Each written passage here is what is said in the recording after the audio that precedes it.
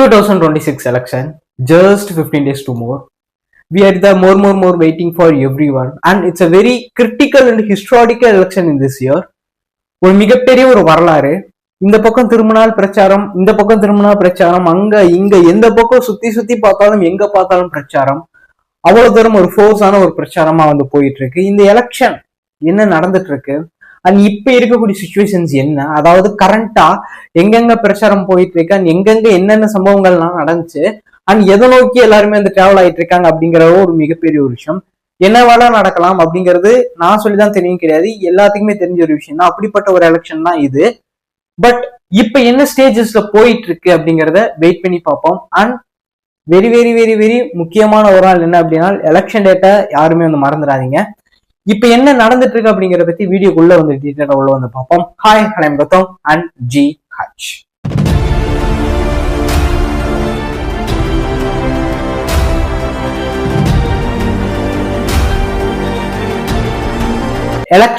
Election சொன்னாவே first ஞாபகத்துக்கு வர்றது என்ன அப்படின்னா, எந்த வெளியூர்ல இருந்தாலும் நம்ம சொந்த ஊருக்கு போவோம் அப்படின்னு சொல்ற ஒரு மைண்ட் செட் வந்து வரும். இது வந்து அதாவது எப்படி சொல்றேன்னா, ரொம்ப நாள் எங்கேயுமே போகாம இருக்கிறவங்களுக்கு இது வந்து ஒரு கவர்மெண்டே ஒரு கிரியேட் பண்ணி கொடுக்கக்கூடிய one of the biggest opportunity அப்படின்னு சொல்லலாம். ஏன்னா கண்டிப்பாக மோஸ்ட்லி எல்லாருமே வந்து ஓட்டு போட அவங்க சொந்த ஊருக்கு அவங்க நேட்டிவ்க்கு வந்து வருவாங்க. இது ஒரு பிளஸ், ஒரு மிகப்பெரிய ஒரு பிளஸ் பாயிண்ட் எல்லா சைட்ல இருந்தோம். 2026 எலெக்ஷன் அப்படிங்கிற போது எல்லாத்துக்குமே ஒரு மிகப்பெரிய எக்ஸ்பெக்டேஷன்ஸ் வந்து இருக்கு. எக்ஸ்பெக்டேஷன் அப்படிங்கறத தாண்டி ஒரு புதுவிதமான ஒரு எலெக்ஷனாக இது வந்து பார்க்கப்படுது. ஏன்னா பெரிய பெரிய பார்ட்டிஸ் எந்த பக்கம் திரும்பினாலும் எங்க பார்த்தாலும் பிரச்சாரம். அதை நான் சொல்லலாம் கிடையாது.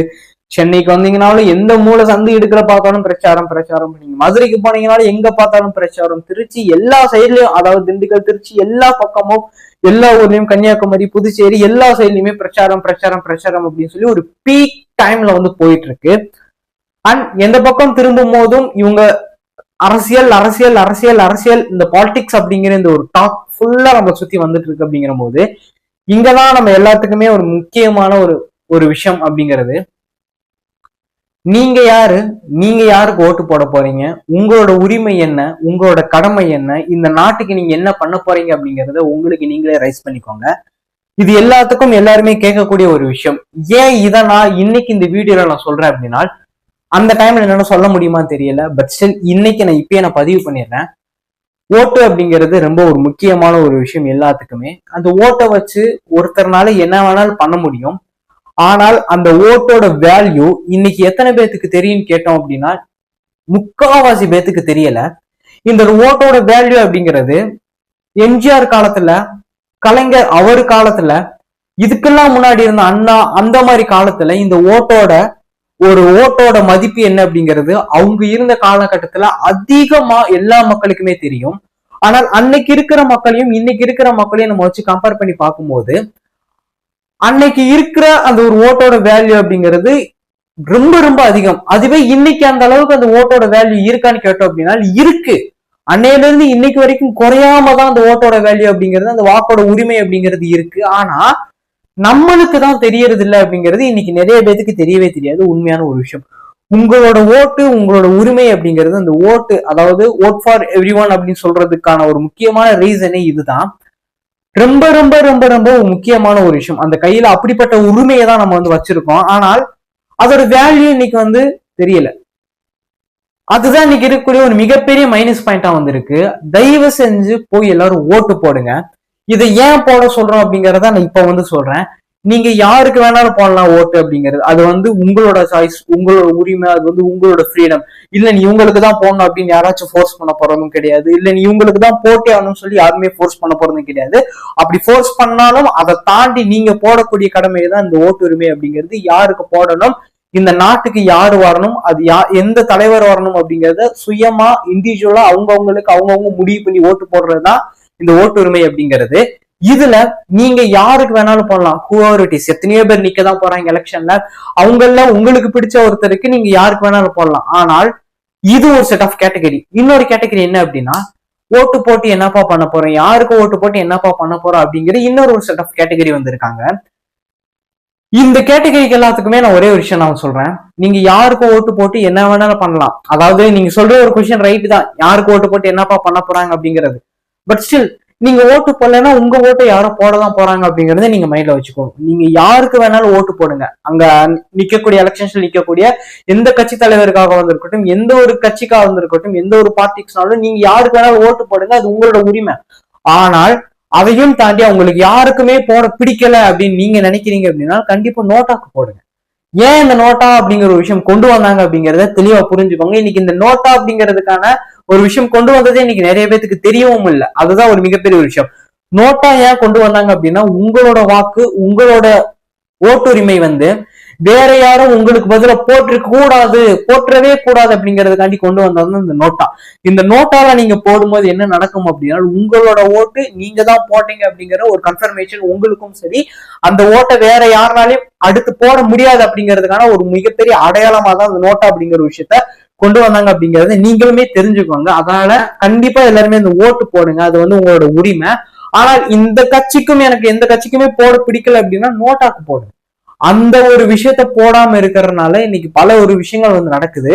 யாருக்கு போட்டு என்னப்பா பண்ண போறோம் நீங்க கேட்டு நீங்க ஓட்டே போட மாட்டீங்க நீங்க நிறைய பேர். ஆனா நீங்க ஓட்டு போடலன்னா உங்க ஓட்டை வேற யாரோ எங்கேயாவது ஒரு இடத்துல இருந்து போடலாம் போறாங்க அப்படிங்கிறத அதான் ஒரு மிகப்பெரிய உண்மையான விஷயமும் கூட. பட் இந்த எலெக்ஷன் 2026 எலெக்ஷன் அப்படிங்கிறது வெயிட் பண்ணி பார்ப்போம். ஏன் நான் வெயிட் பண்ணி பார்ப்போம்னு சொல்றேன் அப்படின்னா ஒரு மிகப்பெரிய சம்பவமே நடக்க போகுது. எலெக்ஷன் முடிஞ்சதுக்கு அப்புறமும் சரி, எலெக்ஷன் நடக்கும் போதும் சரி, ஒரு மிகப்பெரிய பீக்கான ஒரு ஹிஸ்டாரிக்கல் எலெக்ஷன். பெரிய பெரிய பார்ட்டிஸ், அதாவது இந்த பக்கம் டிஎம்கே, அந்த பக்கம் ஏடிஎம்கே, அந்த பக்கம் டிவிகே, அந்த பக்கம் என்டிகே, இந்த மாதிரி சொல்லிட்டே போலாம். அவ்வளவு கட்சிகள் இருக்காங்க. இந்த அத்தனை கட்சிக்குமே ஒரு மிகப்பெரிய தமிழ்நாட்டு அளவுல ஒரு மிகப்பெரிய ஒரு போட்டி, தமிழ்நாட்டுல ஒரு மிகப்பெரிய ஒரு ஒரு ஒரு போட்டி அப்படின்னு சொல்ல முடியும். அந்த பக்கம் பார்த்தோம்னா பிஜேபி. இதுல யார் அடுத்த தலைவர் அப்படிங்கறதான் இங்க இருக்கக்கூடிய ஒரு மிகப்பெரிய ஒரு கேள்வியே. இந்த ஒரு கேள்விக்காண்டிதான் இன்னைக்கு அத்தனை பேருமே ஓடிட்டு இருக்காங்க. பொலிட்டிஷியன்ஸ் அத்தனை பேருமே. இந்த ஓட்டு அப்படிங்கிறது ஒரு மிகப்பெரிய ஒரு விஷயம். இந்த எலெக்ஷன் அப்படிங்கிறது ஒரு மிகப்பெரிய ஒரு முக்கியமான ஒரு விஷயம். நம்மளோட ஓவரால் எக்கனாமிக் நம்ம பார்த்தோம் அப்படின்னா நம்மளோட இந்தியாவோடதா இருக்கட்டும், தமிழ்நாட்டோடதா இருக்கட்டும், எந்த அளவுல இருக்கு அப்படிங்கறது நான் சொல்லிதான் தெரியும் கிடையாது, அது எல்லாத்துக்குமே தெரியும். பட் அது இனிமேல் மாறுமா அப்படிங்கறத வெயிட் பண்ணி பார்ப்போம். ஓவரால் எக்கனாமிக் லெவல் ஏறுதா அப்படிங்கறத நீங்க வெயிட் பண்ணி பார்ப்போம். அதுக்கு எல்லாருமே பண்ணக்கூடிய ஒரே ஒரு விஷயம், இது எல்லாம் மாறணும் அப்படின்னா, இது எல்லாம் நடக்கணும் அப்படின்னா நீங்க பண்ணக்கூடிய ஒரே ஒரு விஷயம் ஓட் ஓட் ஓட்.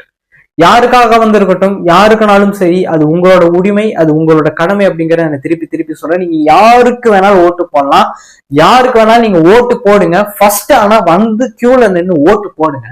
அந்த ஒரு அரை மணி நேரம் நம்மளால ஒரு கியூல நின்று நம்மளோட நாட்டுக்காண்டி ஓட்டு போட முடியல அப்படின்னா இதை நான் என்ன சொல்றதுன்னு கிடையாது, என்ன வேணாலும் நடக்கலாம். அதாவது இந்த ஒரு ஓட்டோட வேல்யூ அப்படிங்கிறது இன்னைக்கு நான் சொன்னேன்ல வீடியோ ஸ்டார்டிங், அந்த ஒரு ஓட்டோட வேல்யூ அப்படிங்கிறது இன்னைக்கு நிறைய பேருக்கு தெரியல. அந்த ஒரு ஓட்டுனால என்னவா வேணா மாறலாம் அப்படிங்கறத நீங்க தெரிஞ்சுக்கோங்க. அரசியலே மாறும் அப்படிங்கறதுதான் ஒரு உண்மையான ஒரு விஷயமே. ஒரு அரை மணி நேரம் நம்மளால ஒரு கியூல நின்று நம்மளோட நாட்டுக்காண்டி ஓட்டு போட முடியல அப்படின்னா, நீங்க ஓட்டு போடுறீங்க போடல அப்படின்னா நீங்க ஓட்டே போடலன்னா உங்களோட ஓட்டை வேற யாரும் எங்கேயோ ஒரு இடத்துல போடதான் போறாங்க அப்படிங்கறத மைண்ட்ல வச்சுக்கோங்க. அதனால தயவு செஞ்சு உங்களோட உரிமைய, உங்களோட கடமைய இந்த நாட்டுக்காண்டி ஒரு அரை மணி நேரம் கியூல நின்று செலுத்துறதுனால எந்த ஒரு தவறுமே கிடையாது. கண்டிப்பா எல்லாருமே கியூல நின்னாச்சும் ஓட்டு போட்டு போங்க. கண்டிப்பா ஓட்டு போடுங்க. எலெக்ஷனுக்கு அவங்க நேட்டிவ்க்கு வாங்க. எந்த ஊர்ல இருந்தாலும் சரி. இப்ப நான் சென்னையில இருக்கேன் அப்படின்னா கண்டிப்பா நான் என் நேட்டிவ் மதுரைக்கு நான் போதான் போறேன். அதே மாதிரிதான் what ever hover it is, யாரா இருந்தாலும் சரி கண்டிப்பா அந்த 23 அப்படிங்கிற ஒரு டேட்டை மறந்துடாதீங்க. ஜஸ்ட் ஒரு 15 days to more. ஆல்மோஸ்ட் ட்ரெயினா இருக்கட்டும், பஸ்ஸஸா இருக்கட்டும், மோஸ்ட்லி டிக்கெட்ஸ் எல்லாமே சோல்ட் அவுட் ஆயிடுச்சு. ஃபிளைட்லயுமே மோஸ்ட்லி சோல்ட் அவுட் ஆயிடுச்சு எல்லா டிக்கெட்ஸுமே. பட் ஸ்டில் வெயிட் பண்ணுங்க, எல்லா பஸ்ஸஸும் விடுவாங்க, ட்ரெயின்ஸும் மேபி ஆட் பண்ணலாம் அப்படின்னு தான் நினைக்கிறேன். கண்டிப்பாக பொங்கலுக்கோ தீபாவளிக்கோ விடுறாங்களோ இல்லையோ அதை நான் சொல்லணும்தான் கிடையாது, எல்லாத்துக்குமே தெரிஞ்ச ஒரு விஷயம். இதுக்கு நிறைய பஸ், நிறைய ட்ரெயின்ஸுமே மேபி இனிமேல் அலோகேட் பண்ணி ஃபெசிலிட்டிஸ் ஆட் பண்ணலாம். கண்டிப்பா வெயிட் பண்ணி பாருங்க. டிக்கெட்ஸ் இல்லாதவங்க கண்டிப்பா விடுவாங்க, விடாமனா இருக்கவே மாட்டாங்க. விட்டதுக்கு அப்புறம் புக் பண்ணி எல்லாருமே அவங்க நேட்டிவ் போய் ஓட்டு போடுங்க அப்படிங்கிறத சொல்றேன். அடுத்த நிமிப்பலாம், மறக்காம ஓட்டு போடுறேங்க. அடுத்த நிமிப்பலாம். இன்ட்ரெஸ்டிங்கான விஷயம் இருந்து நினைக்கிற அமைச்சா புத்தகம் மார்க்காஸ் பண்ணிக்கோங்க, மார்க்கா ஃபாலோ பண்ணிக்கோங்க. ஏன்னா நீங்க பெஸ்டா ஃபாலோ பண்ணிச்சீங்க சோஷியல் மீடியாவில் கௌதம் சர்ச் பண்ணால் நம்மளோட ப்ரொஃபஷனல் பெஸ்டா ஃபாலோ பண்ணிக்கலாம், கான்டாக்ட் பண்ணிக்கலாம். கண்டிப்பா ரெஸ்பெக்ட்லி ரெஸ்பான்ஸ் இருக்கும். அடுத்து மீட் பண்ணலாம். பாய்.